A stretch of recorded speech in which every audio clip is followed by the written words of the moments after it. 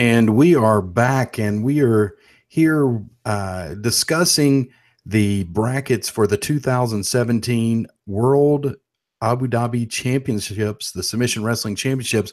And I have with me Andrew Rappaport. Hey, Andrew, you hadn't been here in a while. How you been doing? Doing well, doing well. Glad to be back. Thank you for having me. You still training? I am trying to get And Mr. Simmons to be joining me, but he can't this week. so here's a question for you. Have you done some no-gi training? Yeah, actually, when I was down in Florida, I got to do some no-gi training with some guys that came out to your academy when they were in Georgia. Were any of them there? Not the guys you had rolled with that came out to you, but some of the guys that at least knew of you, Oh, and they that's good. At thought least well of you too. they thought well of me. Well, that's actually pretty good. You didn't tell me that. Well, I didn't want to have to lie to your face. No, What it was. Well, I we're talking about couldn't say good things. we're talking about the best grapplers in the world, and they are in the uh, Iceland. You ever been to Iceland? No. No, it's. I heard it was icy there, but I'm not No, it's sure. actually green. That's one of the things Yeah, most people don't understand is Iceland is green and Greenland is ice. my And they did my that on purpose. mother-in-law just went to Iceland. They sent her back, but she was there on vacation and went with a group on a tour there. She talked about how beautiful it was. Um, so they are having the Abu Dhabi Submission Wrestling Championships at the arena there in Helsinki, and there are going to be some of the best grapplers in the world competing, starting at 4 a.m. Eastern Standard Time. It's got to be rough for a lot of the West Coast and East Coast guys from here in America. And there's been some amazing brackets, and there's amazing first matches that everybody I'm sure is going to tune in right for at 4 a.m. The guys who are in just awe of some of these guys. So here's some in the 66 kilogram division. All right, so the 2015 champion is Ruben Cabrinha Charles. Have you ever heard of Cabrinha? You ever heard that name? No. No.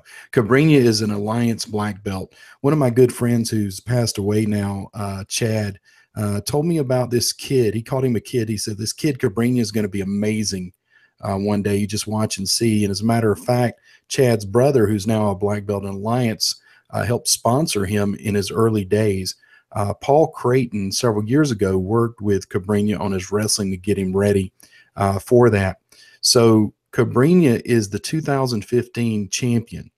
What's cool about this, he has won every major jiu-jitsu tournament, and he is going for the ultimate grand slam.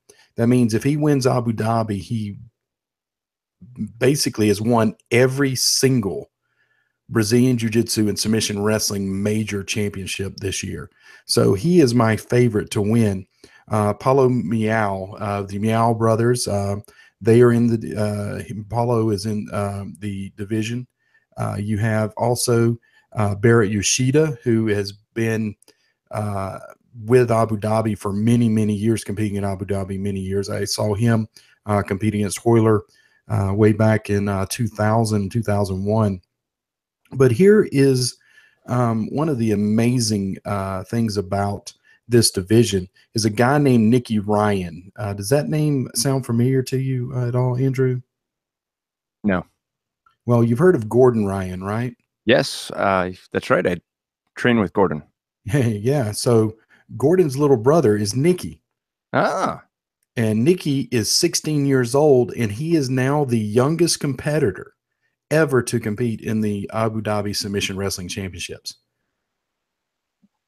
16 years old, Nicky is going to be competing. He took third in the trials, and someone backed out. And so Nicky got called with, I think it was like 48 hours notice, and took off to join. But he's been training with the Danaher Death Squad, obviously with his brother Gordon.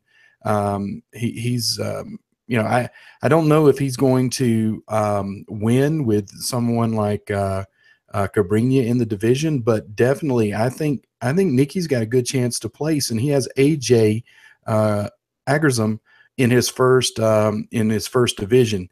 And there's actually a picture you can catch on Flow Grappling, and they are definitely a physically at odds with one another. Nikki looks like a teenager. I mean, it's not like Nikki's a teen that looks like an adult, but he still looks like a teen. And so this is going to be interesting seeing him do well. But I've seen him beat several large adults in submission wrestling tournaments with leg locks. So the men's 77 kilogram, you got that in front of you there, Andrew? Yes, I do. Recognize any of those names on there? You mean the one that says Frank Mullis? No, that's not me. Especially 77 kilograms. Well, there's a couple of guys that are on there. A couple that stand out for myself is Gary Tonin, who's also the Danaher Death Squad, and he's actually my I believe that he is going to win this year. I think he's going to be able to beat with the leg locks. Now, Lucas Lepre, also of Alliance, I've had a chance to train with him in the past, and he's amazing. But you got JT Torres, DJ Jackson, Vinicius there. You have that's one of the stacked divisions. But I'm gonna pick Gary Tonin to win that one. The champion, Davey Ramos, is out because he's doing MMA now. So as we jump up to the 88 kilogram, I think that this is probably the toughest one to pick a winner. Down there, you see Keenan Cornelius. You see Nicky Ryan's brother Gordon is there. Pablo Pavovich is there. Zanji Ribeiro. Zanji is a multiple-time champion. Leandro Lowe. Matter of fact, Leandro, his guard passing is amazing. And so you have Yuri Simoes has moved up to the 99 kilogram. So you're going to have a new champion in this division, and that's anybody's pick. I mean, Gordon's leg locks against Keenan, and Keenan has lost to leg locks before. Keenan seems to be a gi guy. It's going to be an excellent division to watch, the 88 kilograms.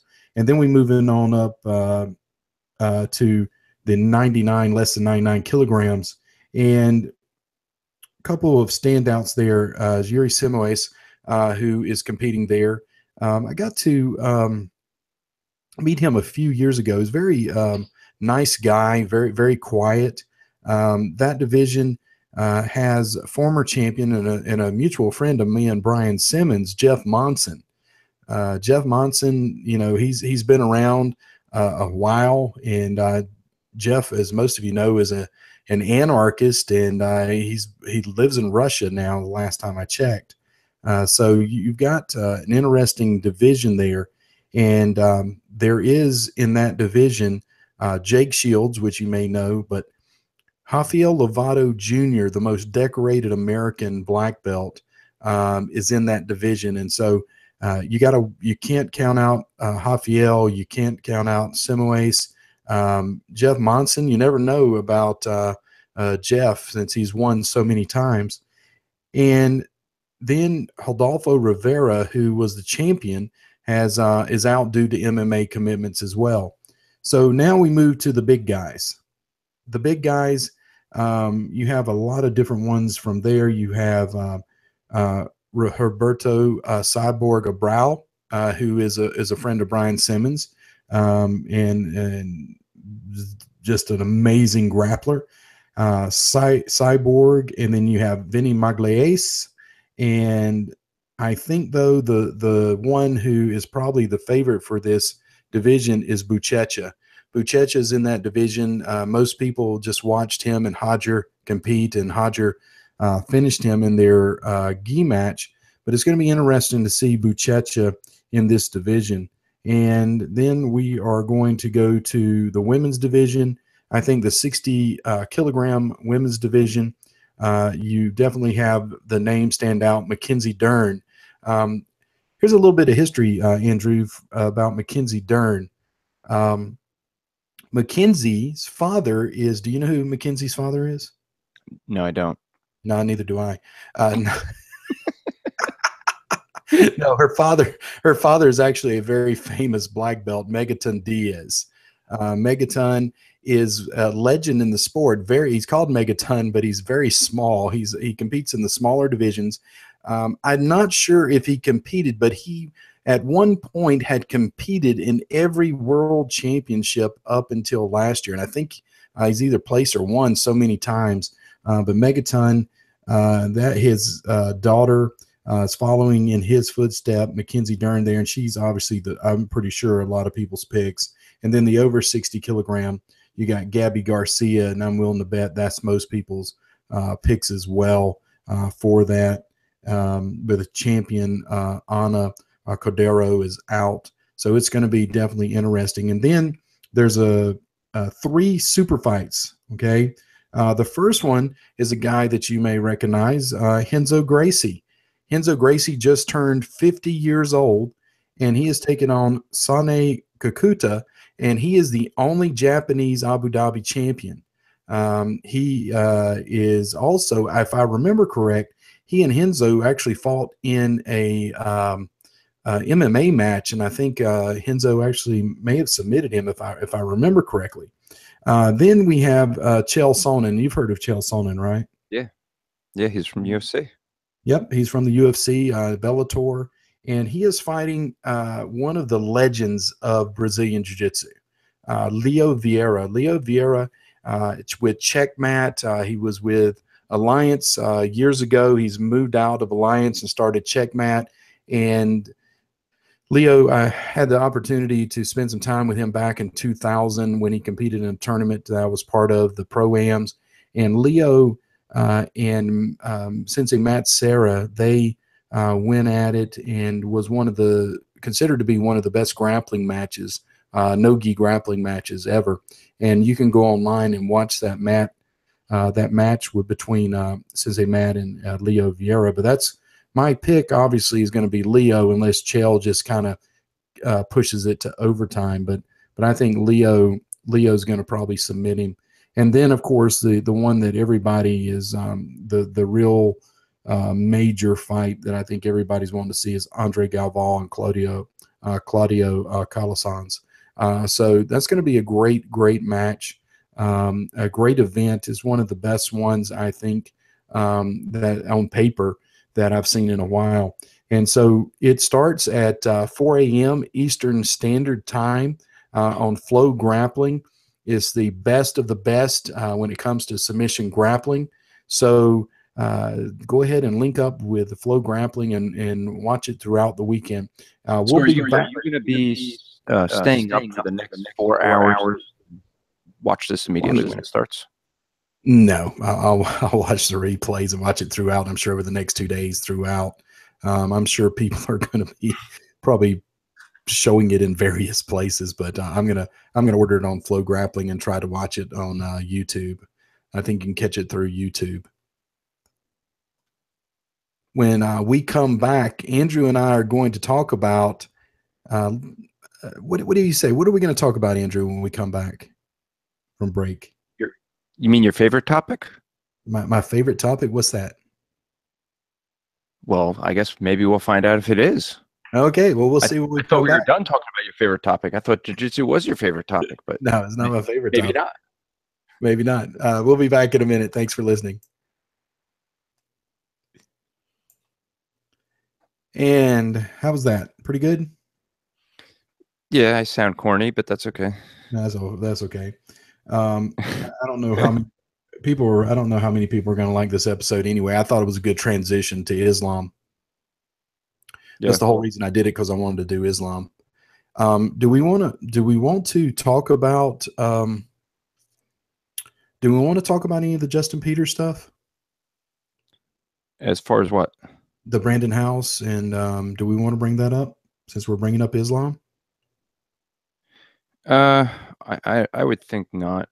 I would say stay away from it. But. Well, that's what I'm asking is that going to be? I mean, I'll be honest with you. I mean, I don't understand how you not go to Abu Dhabi and not dialogue with Muslims. You Well, know what I I'm don't know saying? that. I see. The issue I have is I would say I don't know that anyone was having an issue with interfaith dialogues until James White, when the issue was this imam that James White debated, and it became an issue of James White changing the topic of conversation from the character of the person he was discussing Islam with into something that he could look good at doing, which was interfaith dialogue and him sharing the gospel. But that wasn't the initial issue that Brandon House and others had raised with him. It was this guy's statements from prior years and his associations. And it became something of interfaith dialogue, which unfortunately, Brandon House and those guys fell for the bait and started debating interfaith dialogues. And now people are saying, oh, interfaith dialogues are sinful. Yeah. Really? Why? When? I mean, you can't share the gospel without having an interfaith dialogue. Well, I'm going to throw something at you then with that. How about that? Okay. What are you going to throw at me? We'll see. Okay. Oh, so we Five, are going to talk about it then, I guess, huh?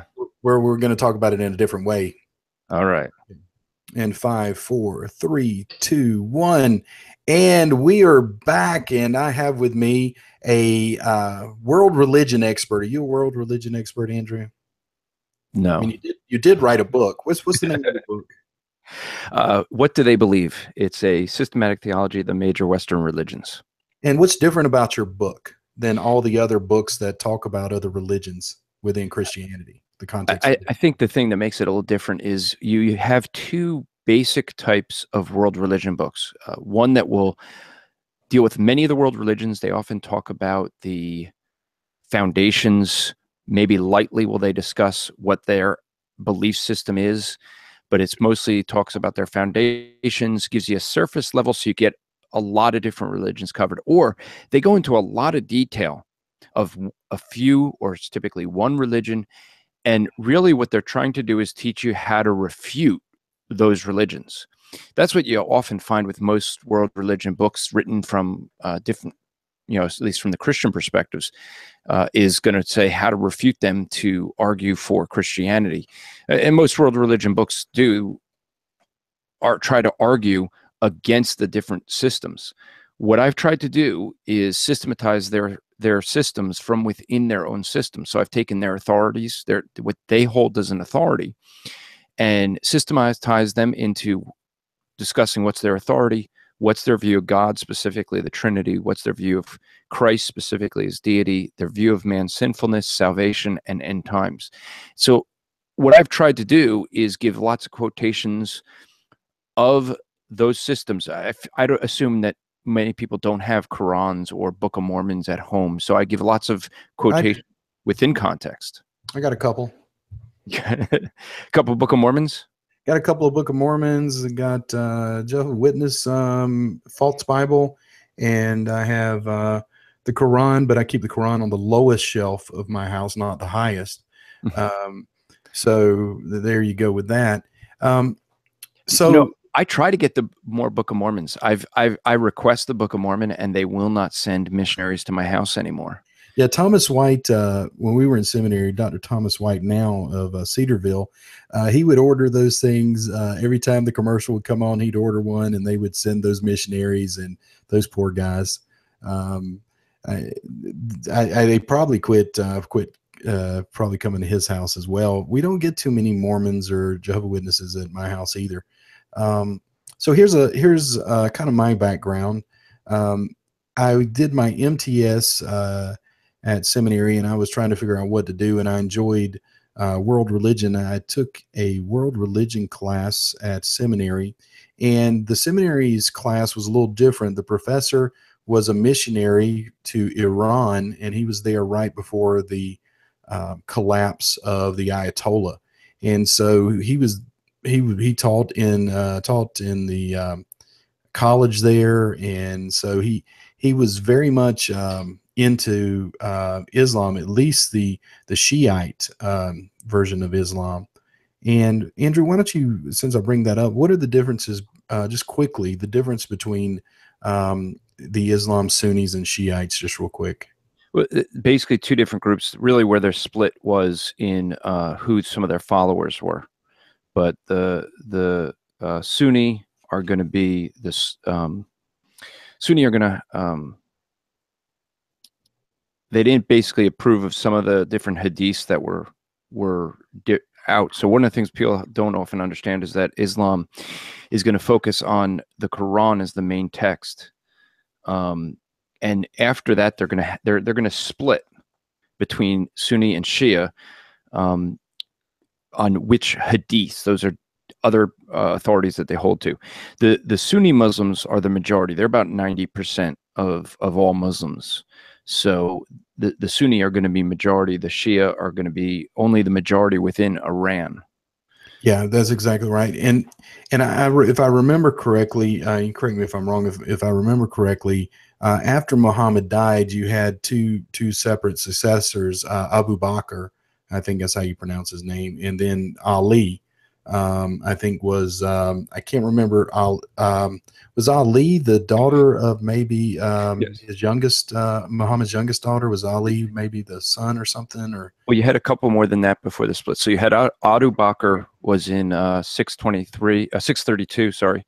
And then there was Umar 2 years after that, and Uthman, who becomes very important in 644. Now, it was after that that you see the fourth caliph was Ali at 656. right. He's the husband to Muhammad's daughter, Fatima, but Yeah, he wasn't universally accepted. And yeah, and I that's think where you have the I think split. the Shia went after Ali, right? I think Yeah. if I remember right, the Shiites Yeah. went after Well, Ali. Ali was actually murdered in 661, and his two sons had taken over, Hassan and Hassa. I think I can't pronounce the one name, but uh, Hassan was poisoned, and during a battle, and Ali's followers were the ones who started the Shia Ali, the party of Ali, Right. which became the Shia Muslims. Yeah, that's what I was saying. I knew there was something in there with the split there. So anyway, my professor he taught world religion, and it was very different than I expected it to be. Basically, it was 5 days of intensives, and on each day after the class met on Monday, we met on Monday. He basically broke down the five religions that we were going to go and visit, and he set up around Raleigh, North Carolina. We were going to visit each religion that day. So on Tuesday, we went to the mosque in downtown Raleigh, and basically the imam there of the Raleigh mosque basically taught the class about Islam. The next day we went to a Hindu temple, and several we went to this Hare Krishna compound in Durham, North Carolina, and that was like one of the most weird experiences I've ever had. But anyway, I actually met the imam and talked to him and asked him if I could come back and learn from him, because I was going to be teaching a world religion class in the federal penitentiary in Butner, North Carolina, and I wanted to learn more about Islam. So I set up a dialogue with this Muslim. And so we went and sat down and began to dialogue. And of course, I started evangelizing him a little bit, and he started evangelizing me a little bit. And then after a while, I realized that I wasn't really learning anything about Islam. I was debating back and forth for him, and I really wasn't learning about Islam. So, what do you think about dialoguing with Muslims and learning about Islam? Is that okay? If it's not okay, then you can't share the gospel with anybody who doesn't have the same belief as you. I mean, anytime you discuss a different religious system, that's going to be an interfaith dialogue. So you're not going to be able to share the gospel with people. As Christians, we're commanded to share the gospel with the world. How could we do that if we can't have an interfaith dialogue with people that disagree? We can't evangelize Christians. And so he and I, we talked. I learned a little bit, and it was during that time that I also um, had several professors who were former Muslims, and I'm not going to mention their names, but anyway, they, Why wouldn't you want to mention their names? I'm not saying that I want you to, but address the reason why you wouldn't want to. One of them is quite controversial. I'll put it that way. One of So it's not. I mean, the point being is, it is illegal to convert from Islam to any other religion in Sharia. Yeah, but there is some debate about this particular guy. But I digress. So anyway, I began to teach at the federal penitentiary there in Butner, and so my first class, literally my first class there, I get inside the class, I sit down and I begin to ask, okay, how many of you are religious? And everyone there was religious. And I said, okay, so I'm just going to call out some, different religions and backgrounds. And so I said, okay, so how many of you are Christian? And one guy raised his hand. And I said, okay, that's interesting. And then how many of you are not religious? No one was not religious. And I said, so we have anyone who is a Jehovah's Witness? And one guy raised his hand. So I had a Christian, I had a Jehovah's Witness, and I said, so how many of you are Muslim? And well, everybody else's hand went up. Well, I could tell you why I'm not surprised by that. Yeah. This is something people don't understand. I happen to know someone who is very high up in the Nation of Islam, which is seen as a cult of Islam. Right. That's exactly. Yeah, he was very high up under some of the Farrakhan. He worked with him, and before him the other leaders. And he said that one of the things is that for many of the Nation of Islam men is they need structure in their life, and that's why they do so well in prisons, because it provides the structure that they didn't have, which is what got them into prison. And so he had told me that they do very well in prison systems because they provide a structure that was lacking in their life. Yes, and I would totally agree with that. And of course, it's also a place of safety for a lot of guys who go to prison. So it's a place of safety. I can't really divulge this, but recently, in the context, but recently I came across a guy whose father was a Southern Baptist missionary, and he just recently converted to Islam. I thought that was kind of interesting. But anyway, not to digress any further, because I want to take this to a further discussion of Islam. So I had basically 29 Muslims, I think, out of 32 people.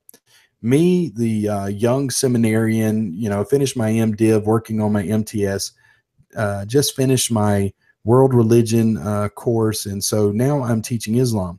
So here's the thing, Andrew, and I think this might have inspired your book, by the way, is that I began to teach Islam,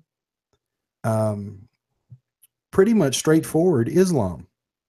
I did not use Christian apologetics to teach Islam, other than this little website that had been around called carm.org.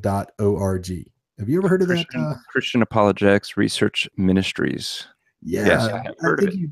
I think we know that guy, right? Yeah, written and Matt Slick is the. And so I did cheat a little bit. I used his history. I used his history of Muhammad. Actually, I used his history of Muhammad in teaching the history of Muhammad. But for the most part, 90% of what I taught about Islam came from their material. And this was, I got a lot of grief from my seminary friends going, man, you're compromising the gospel. How dare you go in there and have this opportunity to share the gospel with all these Muslims, and teach them a false religion. Well, I'll tell you why what you did is good. We have a missionary that's in the Middle East, and he takes the study guide that we have that goes with the book, and he teaches that to many, many Muslims. He will start on the third chapter on Islam. And the reason he does that is he'll talk to people just about studying world religions, and they have an interest. He starts on the third chapter on Islam because he has found that when he goes through the section on Islam, they gain an appreciation and a respect because there's no misrepresentations. That's what he told me, that they see that we're not misrepresenting what Islam teaches. They trust the material. So then when he goes on to explain the different religions, they immediately have a certain level of respect and trust for the information. As you know, I grew up Jewish, and I know that, and this is kind of what inspired me to write this book the way I did. I had a Jewish rabbi trying to convert me back to Judaism, and he gave me tapes of a rabbi that he told me this rabbi knows his New Testament as well as his Old Testament. Having an understanding of Christianity and Catholicism and Mormonism, I quickly was able to determine that to a bunch of rabbis who know nothing about the New Testament, this guy seems like he knows a lot. But to someone who actually knows the New Testament, I realized he is mixing Mormonism and Catholicism and saying, son, that's very opposite to what's in the Bible. Was it Muhammad? Oh, never mind. So there are a lot of similarities, and this is some people don't know. There's a lot of similarities between Muhammad and Islam with Joseph Smith and Mormonism. And I'd recommend a website is MRM, Mormon Research Ministry.org. A friend of mine, Eric Johnson, who works there, wrote a little booklet, a short little booklet showing similarities between the way these two men, Joseph Smith and Muhammad, formed the religions that they're known for.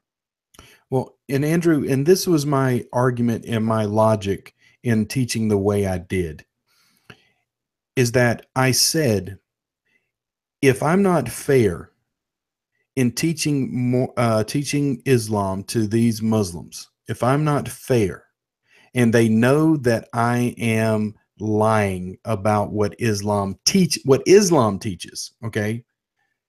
When I got to Christianity, they may wonder if what I'm teaching about Christianity is true. And that's exactly what I experienced as with this Jewish rabbi. I wasn't going to believe what he's saying when he was misrepresenting what I know Christianity teaches. And then he's going to tell me anything else. I'm going to say, well, no, you haven't done your homework properly. You and I were in New York City, Union Square, a couple of years ago, and we had a Muslim family that came over to dialogue with me and discuss Islam. Well, and hold on to that, because I was gonna bring that to you. Hold on, okay, because I do want to go there next, and I want to just kind of close out my story here, so we can move on, because I want to spend time on yours for sure. Is that what I believe the problem was, and this is what I think some of the other issues about dialogue is. To believe in the sufficiency of Scripture and the power of the gospel to change souls. mm-hmm. That people are so worried about Islam and about other world religions taking over, is that I believe that they doubt the power of the gospel. I said, let me tell you something. I said, I'm going to teach Islam. I'm going to teach Jehovah's Witness theology. I'm going to teach Mormon theology. I'm going to teach it just like they teach it. And I said, but I'm going to teach the gospel alongside it. And I'm going to teach Christian theology. And I'm going to tell you, I believe in the power of the gospel that overrules and overpowers all of those other religions. And let me tell you, if the gospel cannot overpower Islam, then I want to be a Muslim. Yeah. And I hope people understand that. If your gospel cannot defeat Islam by the preaching of the gospel, then you have the wrong religion. Your Christianity is weak. Now, you're not saying defeat in a physical sense, in a warring No, sense, absolutely but not. I let me believe give a in the preaching of the gospel through words. let me give a quote that I had put out recently that someone made into a meme that is really from a mutual friend of ours, Justin Peters. He had said something similar to this, and I changed and adapted it. But I said this: Islam may be a threat to America and politics, but not the church. God will continue to grow His church, and that's the question. Do we believe that God is in control? Do we believe that God is on the throne doing what He's going to do? If so, then even if the entire world was to worship, become Muslim and worship in Islam, that would not mean that somehow God failed. It means that God has different measures of how he's counting this.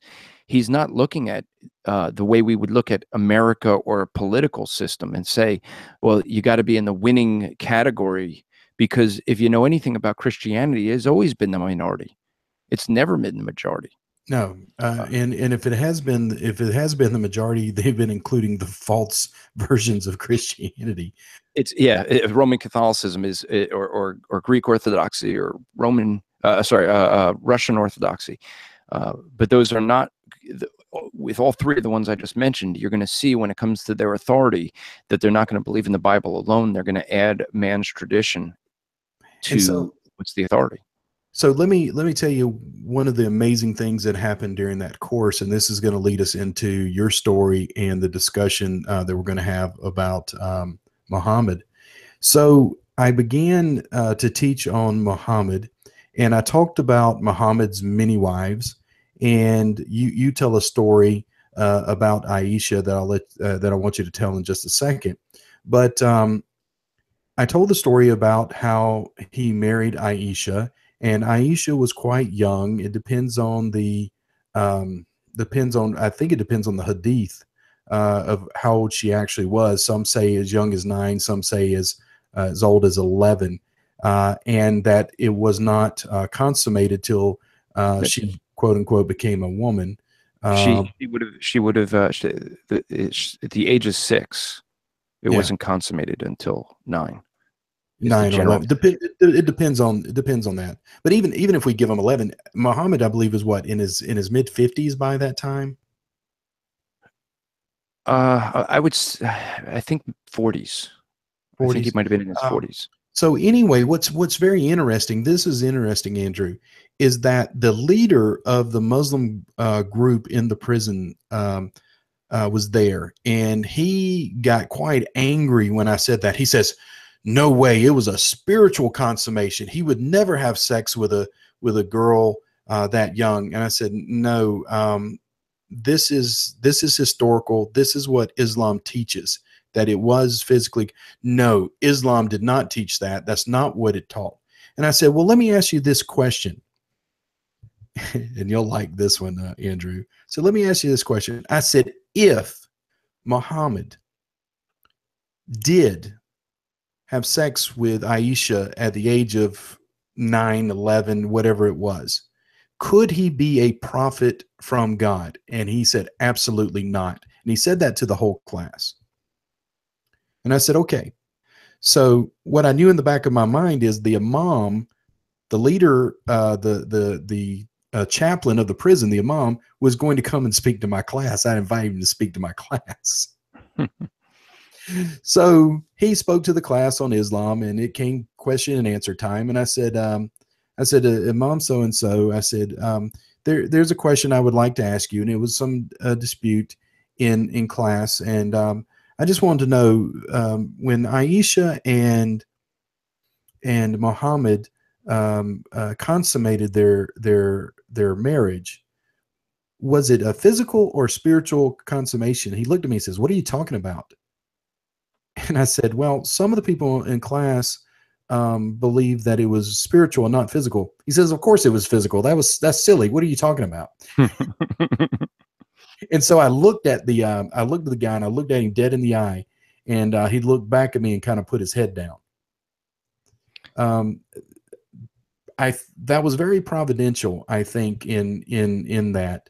Um, there are several things in the life of Muhammad that are kind of shady. What do you think about Muhammad as a prophet? Well, I mean, and I'll get to this maybe later on, but the author of the Quran actually predicted Muhammad to be a false prophet. That may sound to some pretty harsh, but I get to that later on today, later on this podcast. But yeah, the author of the Quran actually predicts Muhammad's death, and so as a false prophet. So here's the thing: if we're going to look at Muhammad's life, his the views that he had changed over time. When when he was a man who was a trader who was traveling around, his views were in the minority. He lived in a culture that had many gods, and he was teaching about one God, a monotheism. That was a foreign concept. And when he was in the minority, sorry, he was a man of peace. He had a very high view of women. When he got married, he was married to only one woman until his first wife until she died. She actually owned him, but that's a different story. He was a slave for her, but he ended up being marrying her. And he had a very high view of women, very high view of peace negotiations and trying to get along with people. In fact, in the early years of Islam, you see that one of the biggest struggles for merchants was the fact that you travel over large distances with goods and monies, and people might rob you. And the Muslims in the early years were known as some of the best protectors because they were living for something far beyond this earthly life. And they would not allow their integrity of allowing someone to run off with goods or letting someone rob from someone that they're sworn to protect. And because of that, they became known as some of the best protectors. And so many of the merchants would hire them.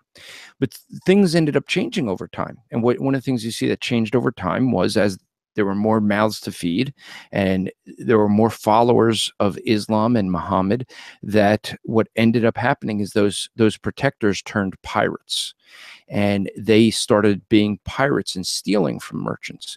And at this point, you end up seeing things change. You see Muhammad changing his views in his life. He had 4 wives, which at one point he declared you can only have 4 wives. And he decided when he went over to his adopted son's place, he got a look at his son's wife and decided that she should be for him, and convinced his son to let divorce the wife. And he had a 5th wife, even though according to Allah, there was only supposed to be no more than 4. God made a special privilege for Muhammad. Um, that According does, to Aisha. yeah. What I find interesting is, isn't that true in most cults you come across? Is that the leader always gets a special favor from God? Yeah, you'll see, and you see them changing over time. Some of the things. I mean, if you look at Joseph Smith, he married other people's wives, and they would say, well, he didn't consummate those, um, but that's Who would something that. like they were there? Um, but I find it interesting. You mentioned the merchants. And then the thievery and the robberies and stuff. That was one of the things that, matter of fact, that Carm points out, that Matt Slick points out on Carm, is in the history of Muhammad. And I mentioned that in my class, and they got very angry because it questioned Muhammad's character. And, Muhammad is held to a higher esteem. And so when we talk about a philosophical jihad, and what I mean by that is those Muslims who attack Christianity, one of the things that they do is they elevate, Muhammad as the final prophet, which supersedes, if I'm not mistaken, isn't Jesus according to them, the prophet right before Muhammad? Yeah, he would have been the last prophet before Muhammad, correct? And so they elevate Muhammad, and they de-elevate Jesus, even though they try to talk about Jesus being a prophet. And they say all these great things about him. Which, Um, one of the interesting things with that is that when you read through the Quran, you see that even within the Quran, they they believe in a supernatural birth, a supernatural death, miracles Jesus did, and none of that with Muhammad. yeah, and I find that interesting, and so I asked the Muslims in my class. I said, Explain to me, if you believe Jesus did miracles, isn't that a greater sign that he was a prophet?" I said, "What was the miracle of Muhammad?" And of course they will say, "Well, the perfection of the Quran." And I was like, "The perfection of the Quran?" I said, "There's multiple false, Well, I think multiple the real issue historical, with that, there's multiple historical mistakes in the Quran. Is that not correct?" well, a couple things. I mean, one, those whoever would say that shows that they really don't understand Islam too well, because a Muslim would believe that the Quran was eternal and came down from heaven, and so that the Quran itself is an eternal document, and it's not something that that came about from Muhammad. And so that's one of the things people would, the reason I say the author of the Quran is because Muslims do not accept that Muhammad is the author. Um, That's so interesting. yeah, Well, and I think you should also emphasize the only true Quran is actually written in. in Arabic, yes, Yes. yeah. If it's not written in Arabic, it's not really a Quran; it's a translation. And didn't you get in trouble for that with some I, Muslims? yeah, I was in New York once, and I was some speaking with some Muslims, and I had my English translation of the Quran, and one of the Muslims was very upset because I pointed something out, a error in the Quran. I always ask people, if the Quran contains an error, could we agree that it cannot be written by God? Now, Muslims don't accept that it has errors, so it's hard to get them to accept even that hypothetical. But if they do finally get to that point, there's a couple different things I point out. One of them would be Surah 116, because in Surah 116, you see it teaching something that Christians don't believe. It says, "And behold, Allah will say, O Jesus, son of Mary, dost thou say unto men, worship me and my mother as gods?" And you see that Christianity, even Roman Catholicism, which venerates Mary, does not claim she's a god. No. And so you see here something that is an error. It's something that's not accurate to what is true of Christianity. Uh, One of the things that you also see is it talks about the Trinity being three gods, and that's never been the definition of the Trinity. It has always been one God in three persons. And so when you look at things like this, it becomes a something that would be inaccurate. Now these Muslims got upset and asked to see the Quran that I was holding, and one of the Muslims didn't want to give me back my Quran because I was an infidel and I shouldn't have been holding it. Now I was holding it in my right hand, which is proper, but I turned to these two men and I said, "Excuse me, but that is not a Quran. That is in English. A Quran can only be in Arabic." And the other Muslim looked at his friend and said, "He's right. Give it back to him." So having a little bit of an understanding of Islam helped me to get my Quran back.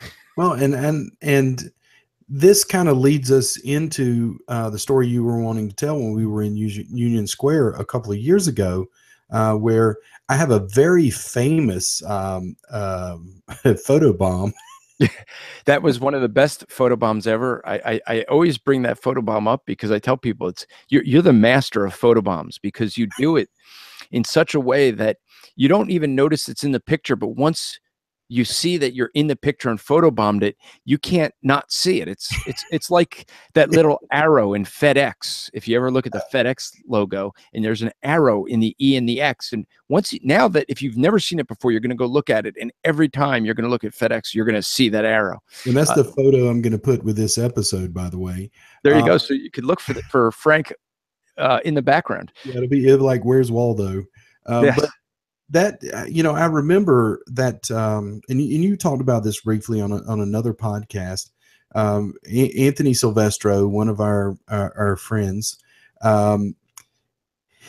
he loved to do this in Union Square. Every time that he would come to a subject he didn't like to talk about other than creation, he would say, "Here's my friend Frank." And then, of course, this one was some Muslims, and he was preaching on Noah and the ark, and this Muslim family was listening. And he goes, "And here's my friend Andrew." And so you met with this family, and I was kind of listening off to the side as I was sharing with a few people. But you had a great dialogue, and were able to share the gospel with this family and actually correct some of their thinking about Christianity. Did you not? Yeah, I mean, this and our friend Anthony told me that I could answer their questions on the King James version of the Bible. So I didn't realize I was having a Muslim family come over. That took a little bit of discovery. You would have thought they were from Arkansas. Never mind. Yeah.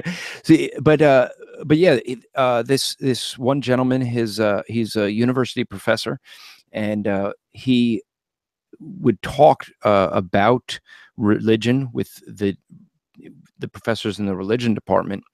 And one of the things that ended up happening was that his nephew, who was there, and an adult nephew, these are all adults, but his nephew and his wife were there, and the nephew had said that every Christian believes in three gods. And I said, no Christian that's orthodox, that follows the Bible, believes in three gods.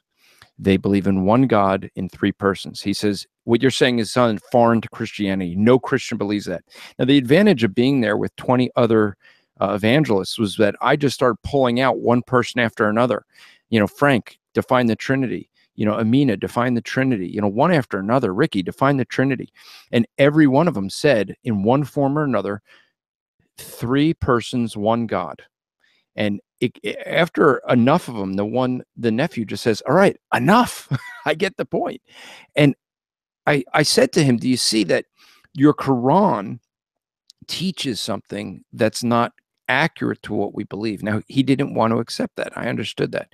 But here's the thing. At the end of the conversation, I was able to ask him, I said, listen, in this whole conversation, would you agree that I have a fairly accurate understanding of Islam without misrepresenting it? And this whole family agreed.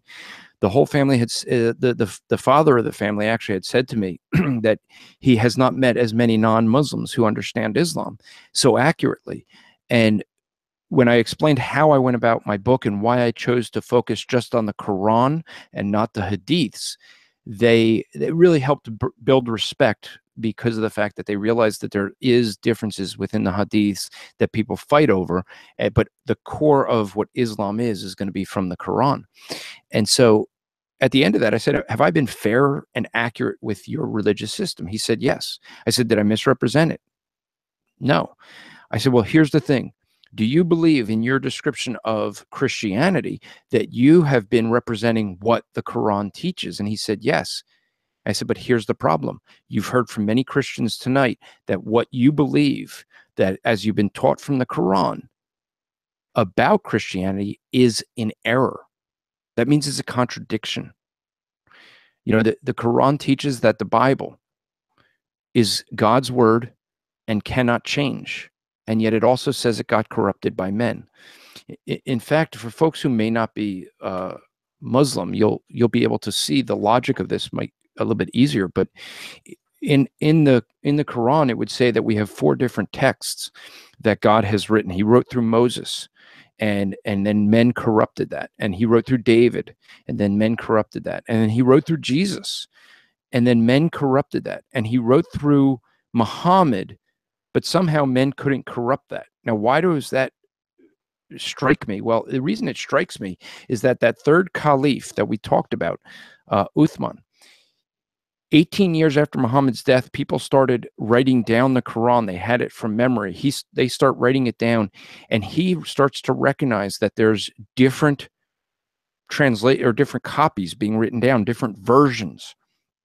And he puts out an edict in all of the Muslims to collect all of the copies that were being written down. And he put an edict to burn the abhorrent texts. Well, if there weren't different versions, even if you want to say they're variances of the same text, the copying errors or something like that, he declared that some of them were in error and had to be burned. The question is, how do you know he burned the right ones? If the Quran is right and God couldn't keep his word 3 times prior, logically, why would we believe that he kept his word correct the 4th time when we know for a fact from Muslim history, from Islamic history, that there were other versions out there? In fact, the Muslims will say that the Arabic is word for word accurate today as it always has been. And yet, David Wood had told me at a conference I was at with him last year that he has a friend that actually went through all the Arabic versions, the ones from Iran, Iraq, Saudi Arabia, Abu Dhabi, all these different places, all of these different Arabic texts, and he showed the variances, the changes, the differences between this text that's not supposed to have any differences. Now, in the Christianity, we don't declare that the Bible won't have variances, but in Islam, they do. So the fact that there were variances present a problem, because how do you know that the right version is the version that they kept? How do you know that Uthman didn't keep the wrong one and do what happened after Moses and David and Jesus?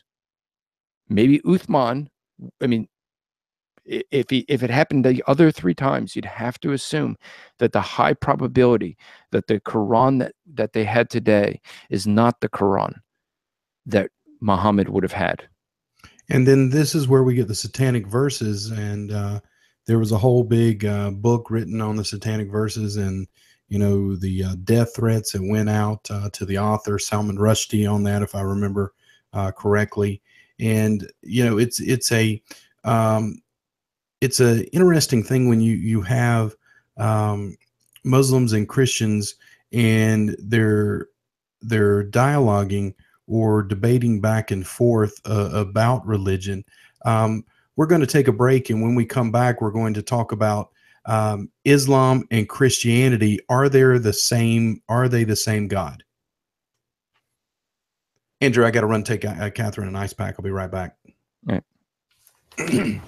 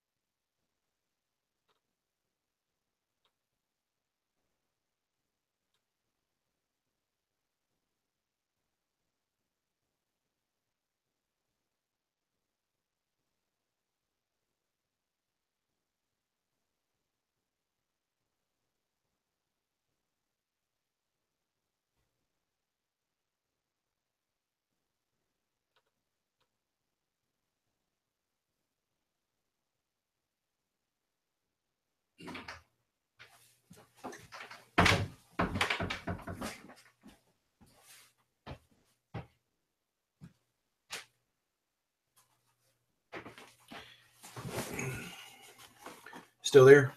Nope. Nope. Okay. So I got to make sure that I get to this thing of the prophecy of Muhammad's death. Okay. So, how are we going to enter that in? How you want to swing back to that? Well, you took the break, man. Well, I had to get Catherine some ice for food. Well, so, when then we come back and you just ask about that. okay. Ask about that. Okay. So you know what? We can just continue it on. I'll edit it in. So 3, 2, 1, go.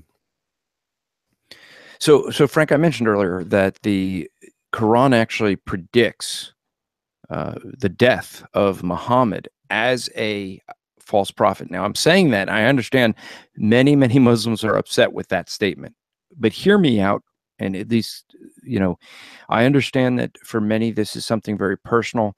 And for many, when it comes to the Prophet Muhammad, they will, as Frank, as you mentioned already, they'll just make up things to say that this can't be what actually is. Muhammad dying in a way that would be less than honorable. They would say, well, it can't be. Why can't it be? Because he basically, he wouldn't be a prophet if he died in a less than honorable way. And it's things like that you end up seeing. They will say that Jesus couldn't have died on a cross. Why? Because a prophet can't die that way. And this is what you end up seeing. You see that what they really say is that the assumptions, it's actually a begging the question, which is a logical fallacy of you accept the very thing you're trying to prove. Yeah. Why can't they die like that? Yeah. Well, because that's what the definition of a prophet within Islam is, that he can't do, he couldn't. So Jesus couldn't have been a prophet having died on the cross. And what the Quran would actually teach is that Jesus didn't die on the cross. And this is one of the things it will teach, that God, that Allah gave a lookalike to folks to make it look like it was Jesus, so that they would think it was Jesus, but it wasn't Jesus. Allah actually deceived even his own followers to think that Jesus died on the cross when it wasn't Jesus. And it was really Judas, is what some say. Some say it was Judas. That's not universal. So I don't. But the thing is that by their own thinking, Allah is called the greatest of deceivers. In what happened at the cross, he would have deceived his own followers into believing that Jesus died on the cross. But let me read this. This is from the Quran. Okay, this is Surah 69, and I want to start in verses 44. And this is speaking of Muhammad. It says, hath he ascribed any statements to us? We would have taken him by the right hand. Then we would have severed his life vein. Now, the context of this is him, if there's any revelation that's given being a false revelation, Allah in the Quran says that if he ascribes any statements that are false to Allah, then this is what Allah would do. The prediction is that if Muhammad would do this, then Allah would sever his life vein. It's really interesting, because when you look at the writings of the people who were with Muhammad, 2 years before Muhammad died, he was poisoned by a Jewish woman. The Muslims had killed her family. She offered to make Muhammad and his followers a meal. She served him poisoned lamb. One of the men there died from the poison, but Muhammad did not eat much of that. But what you end up seeing in the quotes from Muhammad at the time, during those 2 years, he said that he suffered. His wife actually said that he suffered unlike any other man. But he suffered, and he said over and over again that because of that poison, his life artery was cut. He claims that he died because he had he was severed. He had a severed life artery. And what do you end up seeing in the Quran? The Quran says that if Muhammad was to speak a false prophecy and attribute it to Allah, that Allah would take him by the right hand and would sever his life vein. That's exactly how Muhammad did die. So if the Quran is written by God, then can we not conclude that God predicted Muhammad's death as a false prophet? That's kind of interesting. So, what do you think?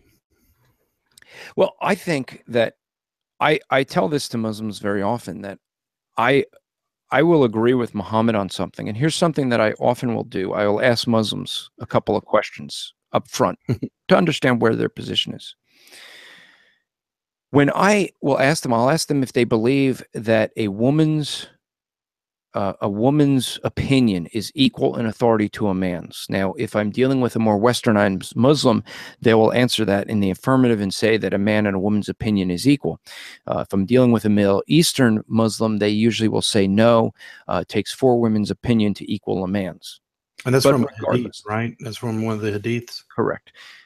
And it's based on the idea that one man could have 4 wives. Now, here's the thing that I'll ask. Whichever position they take on that, I'll ask, do you believe that the Prophet Muhammad's opinion counts more than any other person? And they always will say yes to that. And I say, well, see, this is where I agree with Muhammad. You see, when Muhammad first says that he had the vision that brought him to the conclusions that he did of Islam, he was in a cave and he said that he heard a voice of an angel, a demon, and it was playing with him. And it was his wife that convinced him that it was the angel Gabriel. So the question is, whose opinion counts more, Muhammad or his wife's? Muhammad said that was a demon. His wife said it was an angel Gabriel. I agree with Muhammad. I bet they don't, though, right? Well, the problem is it puts them in a very difficult position, because I can agree with Muhammad on these things, and I can agree with the Quran, with what the Quran says, and then look at what happened in his death. I could look at this thing and I can agree with the Quran that God's word cannot change. So they have a dilemma when they say it got twisted. And by the way, what they'll usually say when they say that you have so many Bibles, they end up talking translations. Just for people have to pick up on that. But it's one of the things. I have a series of videos on our YouTube channel, Striving for Eternity, on how to witness to Muslims. And I have one that's on that fact, because what they do is they talk about different Bibles that we have, but what they talk about is King James, NIV, ESV, and those are English translations.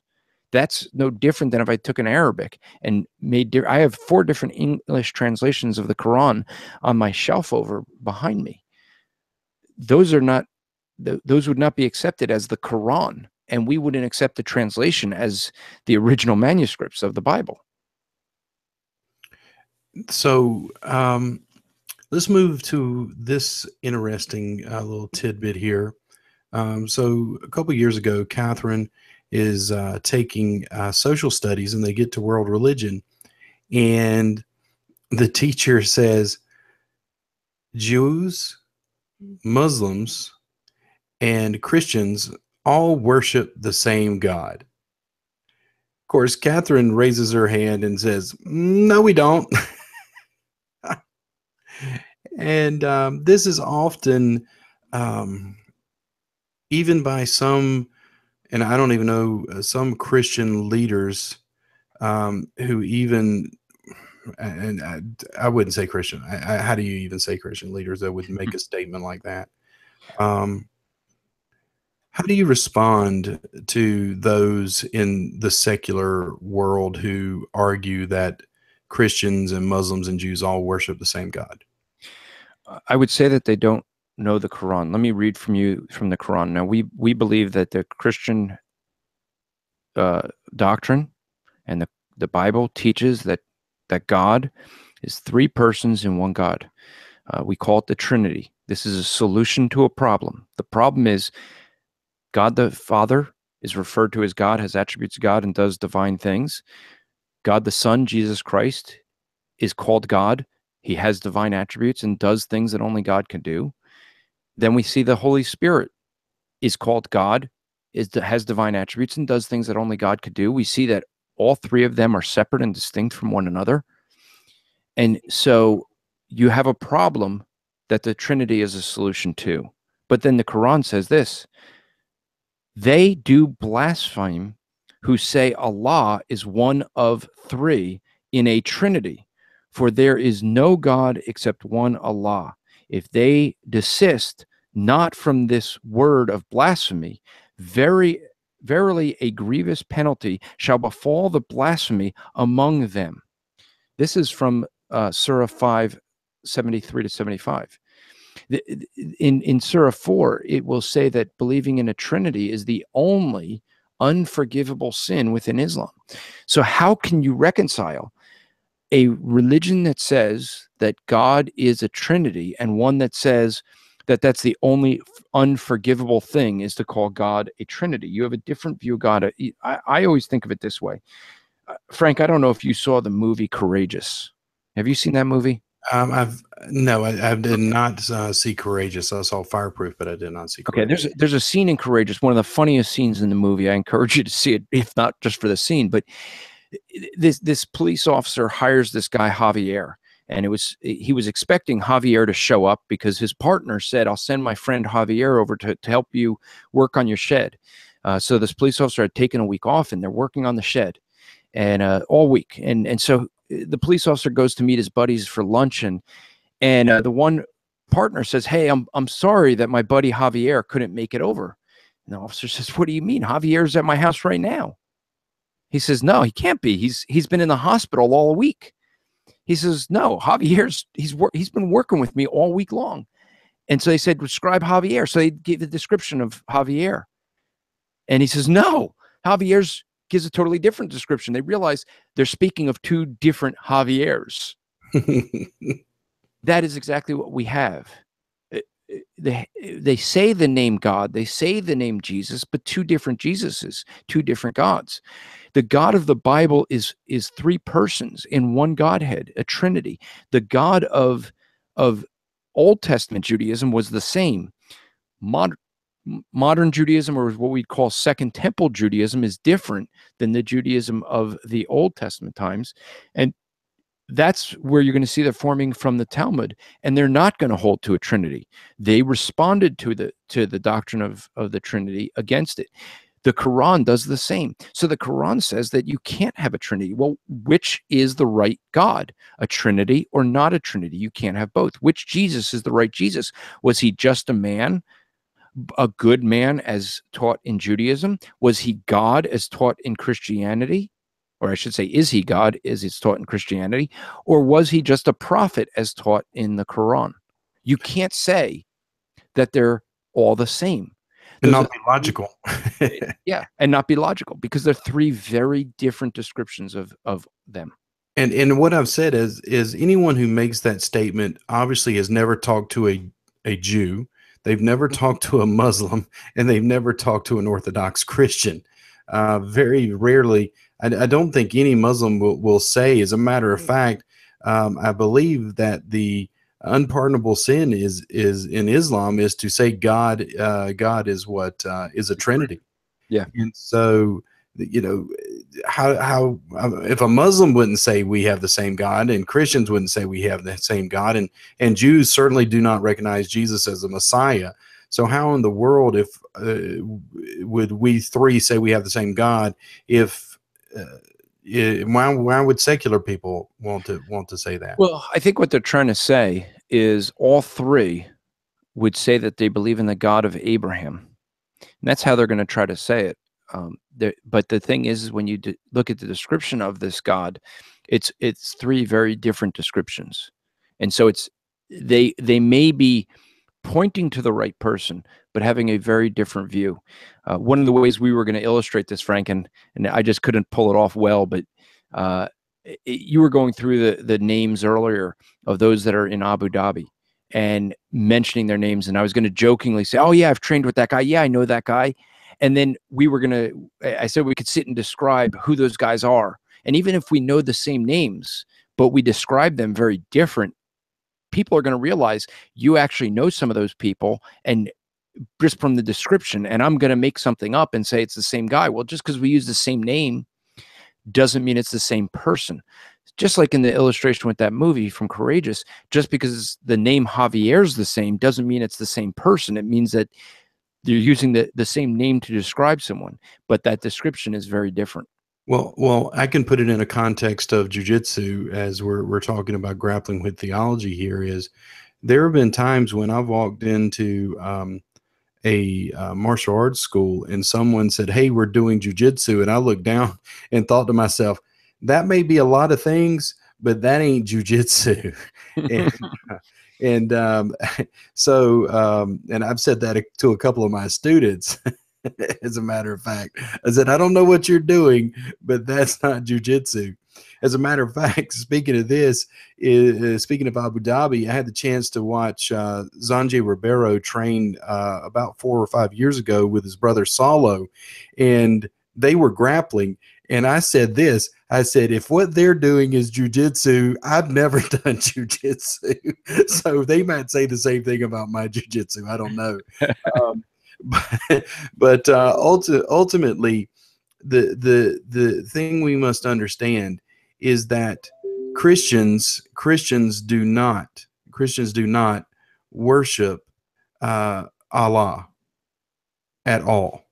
As a matter of fact, in the Middle East, don't from my understanding, the Christians in the Middle East don't use the Arabic name for God, do they not? When they speak of because of the fact that Allah has become a specific name of the God of the Quran, and the attributes of that, what's behind that name, is different than the God of the Bible. And for that reason, I wouldn't.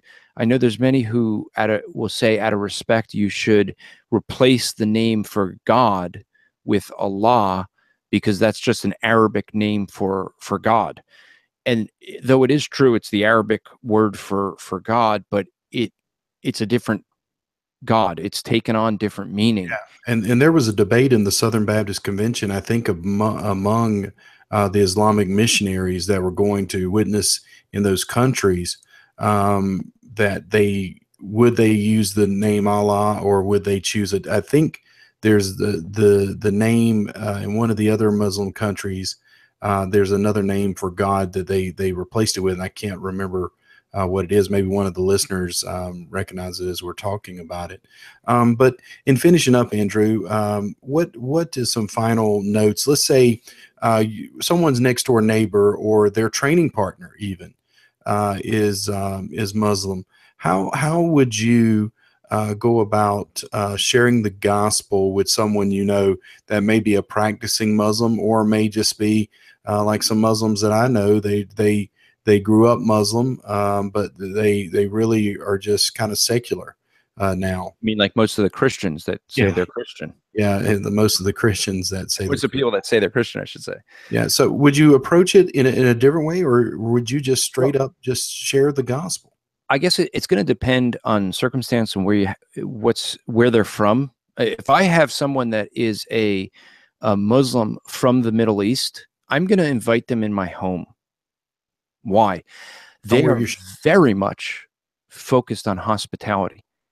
If you invite them to your home, they have to respect you, and they're not going to disagree. They're not going to, even if they totally want to disagree with you, they'll often keep silent, which may not be good for getting the good conversation going. But would you serve them pork or no? I would not serve them pork. But let me say this as well. Most of your listeners would be American. I would say this is, the fact is that for many Americans, they have a fear of Muslims, as if every Muslim wants to kill them. That's not true. Okay. The Come majority on now. I've heard that somewhere recently. Well, yeah, just now I just said it. I mean, the point being is a lot of people have this Americanized view of what Islam is because of the political nature and system that we have. But the reality is, the majority of Muslims or people who profess to be Muslim, a lot of them, just like Roman Catholics that don't know what Roman Catholicism is, or Jews that don't know what Judaism is, and Christians that don't know what Christianity is. You have Muslims that don't know what Islam is. So you have to first figure out, are you dealing with someone that's a moderate Muslim? They're Muslim because they grew up in a Muslim home. Maybe they celebrate Ramadan and some of the things like that, but they don't really know why they do it. They don't really believe in it. It's just part of the culture. Or you having someone that actually believes the Quran and follows its practices. Very different way of approaching them. But I think that the culture, if they're even remotely religious Muslims, their culture is going to be very much on hospitality. And so I say you use that. You invite them out to a meal. Invite them out to your house to be somewhere. And the best thing to do is ask them what they believe. Don't tell them what they believe. Take the time, because the person you're speaking to, they may not really understand Islam. That family that we mentioned in New York, they had a very good handle on Islam. They had a very bad handle on Christianity, but they thought they had a very good handling on Christianity. Well, I didn't beat them up over it, but I tried to point it out to them in a loving way, and to point out that the difference between what they believe and what I believe as a Christian is going to be different.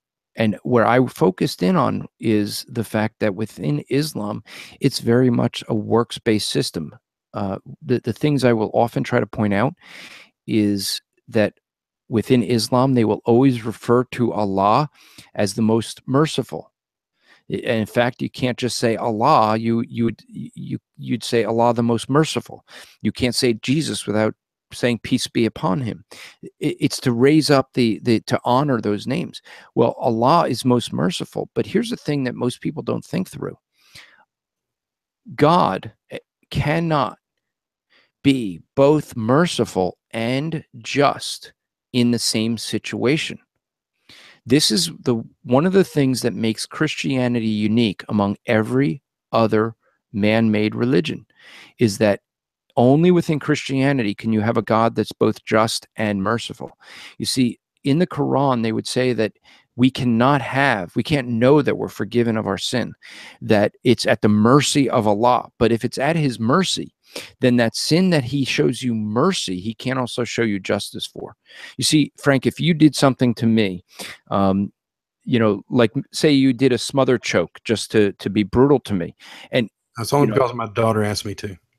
she did, and I still am holding a grudge against this, but you do this now. If you did something, I can be merciful and say I'm not going to hold that against you, right? If there was some judgment that, like, say you did something that was there's a judgment on it. Some law says if you smother choke Andrew, you have to take 15 lashes. That would be nice. But if that was the law, then justice would say that you get those 15 lashes. But I could be merciful and say you don't get those 15 lashes, but I can't do both. So you have within the Quran a God who is merciful but not just. He can't be both. The God of the Bible is both because he is just. The punishment that you and I owe, he paid it himself. He took it upon himself when he became a man and died on that cross. He did that so that he could pay that sacrifice. Yeah. In doing that, he's absolutely just because the punishment was paid. Now he could also be merciful because that punishment was paid. Now he can forgive you of that punishment I and think it's let you called go. what the theological phrasing is, what he is the just and the justifier. I think is maybe how that's often said. Is that right?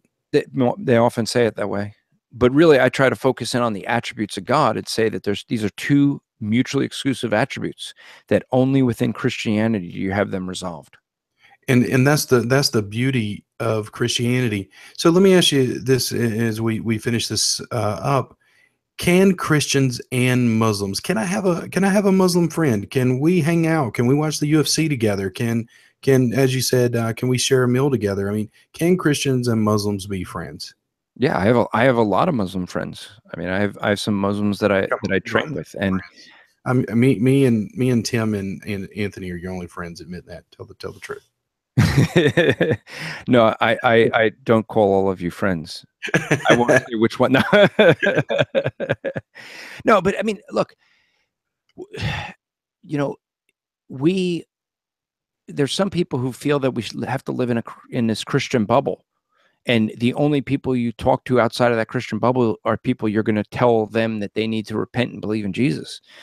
Well, the reality is that that's not the way life is. You're not going to really have a relationship that you can build with and be able to share the gospel with on multiple opportunities if that's going to be your view, that you stick to your own. But the reality is, I have a lot of friends who are Muslim, and they know what I believe. And I remember many years ago, I was evangelizing in the mall, and one of my colleagues was there, and we started talking. He didn't know I was a Christian. I didn't know he's a Muslim. But ever since then, for years, we would continue that dialogue. We don't avoid the fact that we disagree. We have very strong disagreements, but I'm okay with those disagreements because I'm sharing the gospel with them, and we're moving the conversation forward. It's not up to me to save him because I can't. My job is to be faithful to accurately present the truth to him, and what he does with that is between him and God. And so Well, I would say if God's going to change his heart, he's going to do that.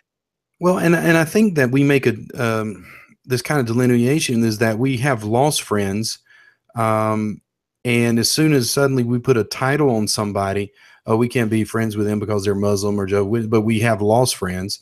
I believe we have some so-called Christian friends who are lost. But ultimately, I think there is two dichotomies that I find is that we don't witness to Muslims or other religious groups. They're infidels. They're not going to convert anyway. We don't cast our pearls before swine. We're not going to waste our time. And then the other side of it is, this is my Muslim friend. I don't want to I don't want to mess up our friendship by talking religion. Say that's one of those. He's we're going to be friends. He knows I'm a Christian. He know a Muslim. We avoid politics and religions, and we can stay friends. Or there's a third option, is that maybe, just maybe, the providence of God has put this Muslim friend in your life, and he might be just might be one of the elect that God is using you to share the gospel to bring about his salvation. What do you think about that, Andrew? Well, I think that's often what happens. There's many people God brings into our lives for that purpose, and we need to open our mouth. We need to be able to share the truth with them and not shy away. I mean, the reality is, I believe that the majority of people that want to talk about a friendship evangelism where they just become friends and wait upon the Lord to put it on someone's heart to say, "Hey, tell me about Christianity." Those people never ask that, because the reality is, people, I think, are trying to, they don't want to step out of their comfort zone and actually open their mouth, or feel the rejection that they might feel, especially after they've built a relationship. And because of that, they feel they're doing evangelism by living a good life. Well, You and know I what? think I There, think you there's many Muslims who live a better moral life than many people that profess to be Christian. Hey, one of the most moral girls I went to high school with was a Jehovah Witness. I tried to convert her to Christianity. Um, That, um, that obviously was before you were a Calvinist. yeah, exactly. But here's something real quick for you, and this is something you pointed out, and it was one of those things that stuck in my mind. Was very convicting. Is that if the longer you wait to share the gospel with one of your friends, and suddenly you sit and tell them, "Hey, let me tell you about Jesus Christ, who's the most important thing in my life." Your friend might be going, well, if it was so important and he's so important to you, why have you waited all these years to tell me about it?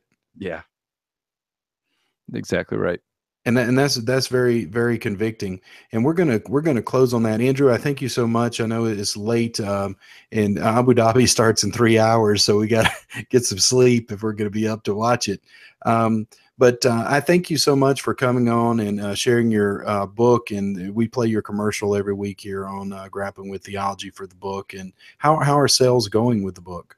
It's going well. I know we got another one coming out soon that'll be on Christian theology. But let me, before as we close out, say this in case there's any Muslims who have been listening who, because I often know that many will listen and get very upset over topics like this, um, because of the fact that some of the things I'm saying that I do not believe that the God of the Quran is the God of the actual God of the universe. I'm saying that I believe the Quran predicts the death of Muhammad as a false prophet. I'm believing that Muhammad, as he said, was being given these things by a demon. Those are harsh sounding words. I understand that. I don't mean them to be. I don't want it to come off that way, but there are serious words. And note the source. I'm giving the Muslim the words of their prophet Muhammad, the words of their book, the Quran, giving them logic to reason with them. And if you're listening and you're a Muslim, please know that I'm not saying what I'm saying in any way to be mocking or disparaging against Muhammad or your beliefs. But I am doing it just because I love you. I care for where you spend eternity. And I wouldn't want you to be following in a false prophet or someone that's going to lead you astray. The Quran speaks of hell far worse than the description that's given in the Bible. And if you know the description of what hell is like, the question is that a place that you want to spend eternity? Is it not something that you should take serious enough to say, let me take the challenge and read the Bible and see if the Bible's description of Jesus is very different than the Quran's description of Jesus? Are they two different people? Thank you, Andrew. And we'll surely have you back sometime soon. Well, you'll see me on the mat or in the pew. One or the other. All right. See you soon. Thank you.